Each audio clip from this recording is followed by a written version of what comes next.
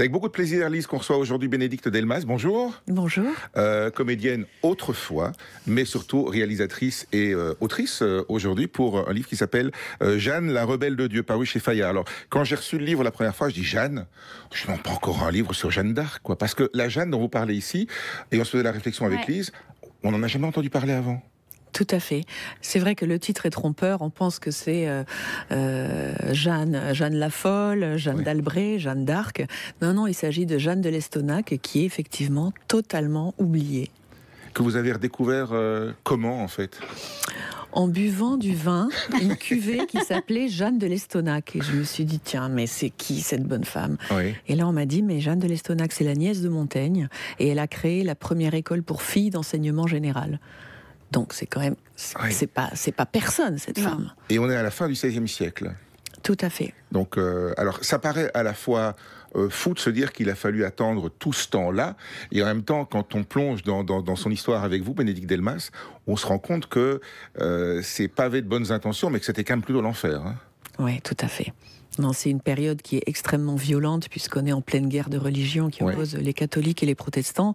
C'est singulièrement dans cette région-là aussi, hein, dans le sud-ouest de la France. Hein. Tout à fait. Tout à fait. Donc il y a beaucoup d'exactions, beaucoup de violence. L'Église perd du terrain parce que il y a beaucoup de conversions au protestantisme. Donc c'est une période très dure. Et comme toutes les périodes en crise, ça se matérialise aussi par un backlash sur les femmes, un retour en arrière. Elles sont exclues des corporations professionnelles.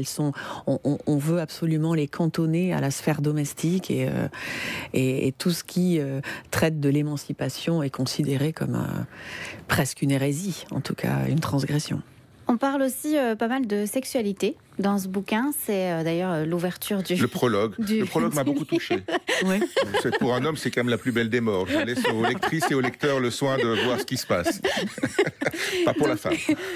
Comment vous vous êtes renseigné sur l'intimité des femmes à cette époque-là et parfois le côté cru peut-être de la sexualité qu'avaient les femmes à cette époque? Alors, en fait, ça traite de sexualité, mais ça traite surtout d'un rapport au corps. Évidemment. Et c'est ça que j'avais envie de traiter, c'était de montrer que cette femme qui, dans la première partie de sa vie, a répondu aux injonctions sociales, à savoir... Tu te maries parce que c'est dans le mariage et dans la famille que tu t'épanouis pleinement dans ton rôle. J'avais envie de montrer qu'elle était dissociée, qu'elle avait la tête d'un côté et le corps de l'autre. Ouais. Donc, au début du livre, Jeanne est objet de plaisir, elle est objet de désir, en tout cas, dans son couple. Et au fur et à mesure du livre, au fur et à mesure de son aventure, au fur et à mesure... Elle va conscientiser les choses et elle va se rendre compte qu'elle est enfermée dans une existence qui ne lui plaît plus, qui ne lui convient plus. En tout cas, elle va avoir envie d'autre chose et cette autre chose, cette émancipation morale va la reconnecter à son corps et elle va finir petit à petit par devenir sujet désirant. Et je trouve que ce parcours-là, c'est un parcours que toutes les femmes doivent faire, en fait. C'est très moderne, ouais. Et voilà. Et du coup, ça parle de sexualité parce que malgré tout le tabou autour du sexe, eh bien, ça fait partie de ce qui nous constitue. Ça fait partie de la vie. De la vie, absolument, et de notre chemin aussi. Ouais. C'est un livre qui, à la fois, nous ramène à la fin du XVIe siècle, mais qui est aussi terriblement actuel, parce que la condition féminine, alors, on en parlait avant l'interview, nous vivons en Europe dans une espèce d'îlot, pour l'instant encore relativement protégé, où les choses ont quand même, après 4 siècles, un peu avancé, mais il reste plein d'endroits à travers le monde où ce qui est décrit de l'époque de la Renaissance, finalement, c'est encore très actuel.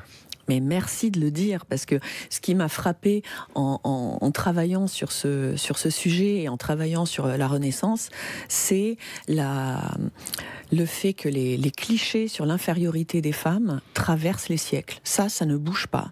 Et l'utilisation de la religion comme outil de domination, on en est toujours là. Alors, ça se déplace. En France, on a un petit peu bougé par rapport à ça. Mais quand même, ces choses-là sont tellement prégnantes encore.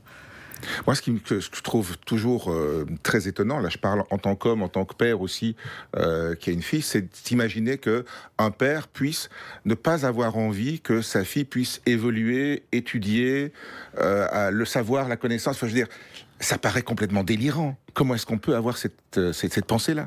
Absolument. Et moi, ce qui m'interroge, c'est à quel moment les hommes basculent de cette image de la mère qui est la mère, la matrice, la référence, l'affection, l'amour, elle donne la vie.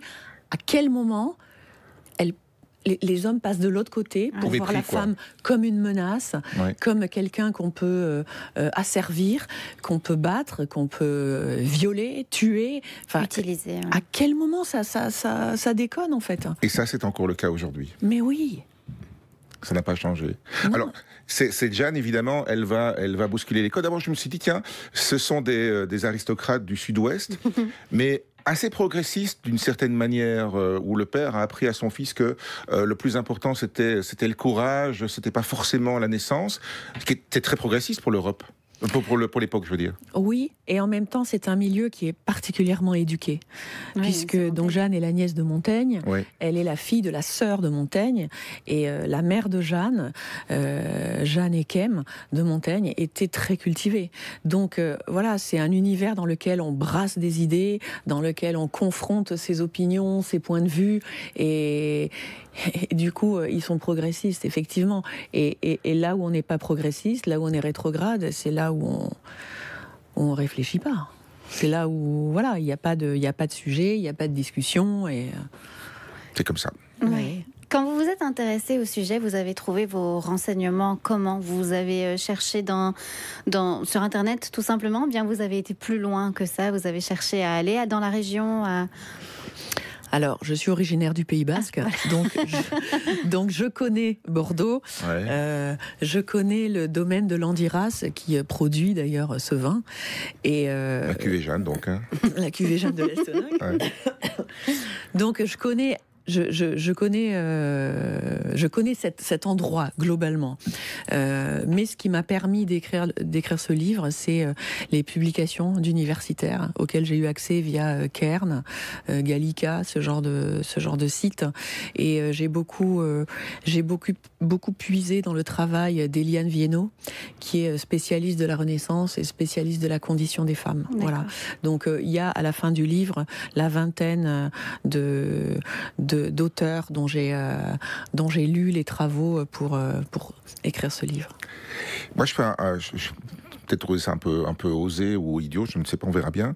Je fais un parallèle entre le parcours de Jeanne dans l'histoire et dans votre livre et votre parcours de femme d'image, puisque vous étiez actrice comédienne dans une série télé immensément populaire, donc vraiment l'image. Et puis il y a un parcours vers l'écriture, vers la réalisation, vers un film qui parlait déjà de la condition féminine et vers ce livre aujourd'hui qui est un livre féministe et que les hommes fuient pas, hein, c'est pas un gros mot, je veux dire, c'est juste qu'il faut ouvrir un peu les yeux, de se rendre compte que voilà, c'est pas comme ça que le monde devrait être. Il y a un parallèle, non ? En tout cas, oui, il y a un parallèle qui est celui de l'évolution, de ne pas se satisfaire de ce qu'on a, de rester toujours à l'écoute de ce qui nous fait vibrer, ce qu'on a envie de raconter et trouver le médium pour le raconter. Parce que voilà, donc j'ai été bousculée tout au long de ma vie pour aller chercher autre chose. Vous êtes passé de la lumière, je dirais pas à l'ombre, mais quelque chose, une vie un peu plus discrète peut-être, donc pour vivre heureux, vivons cachés. Alors ça, c'est sûr. Mais c'est vrai qu'on n'est pas tous faits du même bois et on n'est pas tous faits pour la lumière, la popularité, la célébrité. Ça donne de l'énergie à certaines personnes et ça en prend à d'autres. Moi, je fais partie de cette catégorie. C'est beaucoup de pression et beaucoup de. Enfin, je suis pas très à l'aise. Je suis une fille de paysan et je crois que voilà, je suis plus à ma place en tout cas là où je suis aujourd'hui. Vous auriez envie d'en faire un film de ce bouquin ? Parce qu'il y a matière. En fait, j'aimerais beaucoup faire une mini-série. C'est-à-dire à 6 épisodes, parce que c'est vrai que c'est une saga. C'est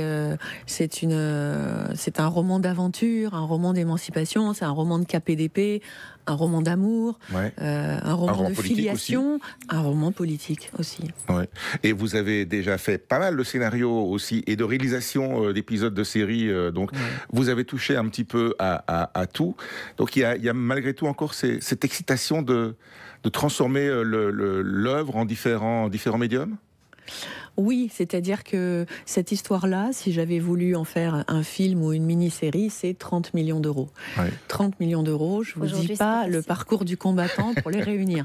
Alors que pour faire un livre, Ouais. mais faites-vous plaisir, passez-y vos jours et vos nuits, Oui. ça ne coûtera rien à personne. C'est un travail solitaire. C'est Et un qu'on peut faire travail chez soi aussi, dans son terroir, c'est ça? Qu'on peut faire chez soi avec une liberté absolue. C'est-à-dire qu'il n'y a aucune contrainte budgétaire quand on écrit un livre. Ouais. Ouais. Donc Et ça, puis, il n'y a pas d'effets spéciaux, il n'y a pas de... Ils sont dans la tête du lecteur. Oui, il faut des costumes qui... Voilà, tout est écrit, donc... Exactement. Tout est à la liberté de l'auteur pour faire naître les images chez le lecteur. Donc ça, c'est très puissant aussi, je trouve, dans le process d'écriture. C'est très gratifiant aussi. Vous n'êtes pas lancé là-dedans par hasard non plus, je veux dire, tout ça a été un long cheminement, et Ouais. j'ai cru comprendre que vous étiez formé aussi à ces métiers, parce que ce sont des métiers, on apprend à écrire en roman, comme on apprend à écrire des scénarios. Alors, j'ai été formée à l'écriture de scénarios. Ouais. L'écriture de romans, je me suis jetée à l'eau. D'accord. Sans mesurer la montagne qui m'attendait. et puis, mais heureusement, parce que si j'avais su avant de commencer ce qu'il en était, j'aurais peut-être reculé, je sais pas. Ouais. Mais non, je me suis lancée comme ça et j'y ai pris goût. Et l'appétit vient en mangeant? Ouais, tout à fait. Tout à fait. Ça vous a pris longtemps de l'écrire, ce roman-ci? Ça m'a pris 1 an et demi. Ah ouais, c'est énorme. C'est-à-dire 1 an pour les recherches et la structure, parce que je l'ai construit comme une série, en fait, Ouais. avec 4 destins entrecroisés, qui, voilà, on passe d'un personnage à l'autre pour essayer de tenir le lecteur, parce que l'idée, c'était de s'adresser au plus grand nombre, faire une littérature qui soit populaire et en même temps constructive et C'est intéressante. réussi. Et donc voilà, je voulais que ce soit dense, que le lecteur se fasse des images et Et c'est fluide aussi. oui, j'espère, j'ai essayé. J'ai essayé. C'est l'avantage du plan aussi, de savoir où on va avant de commencer. Tout à fait. Et de se dire, ce personnage-là, il va aller de ce point-là à ce point-là. Ça va être décomposé en plusieurs étapes, et chaque séquence doit nous raconter quelque chose sur le personnage. Et chaque choix qu'il fait va le déterminer. Avec la partie de documentation qui est la partie historique, évidemment. Et puis, il y a l'autrice qui, entre guillemets, fait les liens, remplit les blancs, imagine des choses dont on ne sait rien ou pas grand-chose. Tout à fait. Tout à fait. Je ne saurais pas donc quelle est la part de vérité et la part de roman dans le livre. Si, vous saurez, c'est-à-dire que moi j'ai traité les 18 mois qui précèdent l'entrée au couvent de Jeanne. Ces 18 mois-là, il existe très peu de choses, donc ça me laissait quand même un boulevard. Ouais. J'ai pris quelques libertés sur la chronologie déjà, parce que il me semblait que 18 mois c'était la bonne période à traiter, et que pour que ça serve le propos, on prend des libertés. Donc c'est pour ça que c'est une biographie romancée et pas une biographie. Mais je crois que l'importance de ce livre, c'est l'écho à notre époque moderne et la réflexion que j'espère susciter chez le lecteur. Ouais. Ça marche. Ça marche. Et je me suis dit que c'est comme fou qu'on a appelé cette période la Renaissance, et qu'on considère souvent que le Moyen-Âge comme étant plus obscurantiste, alors qu'en fait c'est rigoureusement le contraire pour le droit des femmes. Hein. Oui, tout à fait. Les femmes ont bénéficié sur la fin du Moyen-Âge de beaucoup plus de liberté, et la Renaissance, qui s'appelle Renaissance en référence au renouveau de la peinture italienne, est une période de backlash pour les femmes, de retour en arrière. Et mais comme tous les moments un peu de guerre et tout ça, ou après-guerre, c'est souvent le cas. Tout à fait.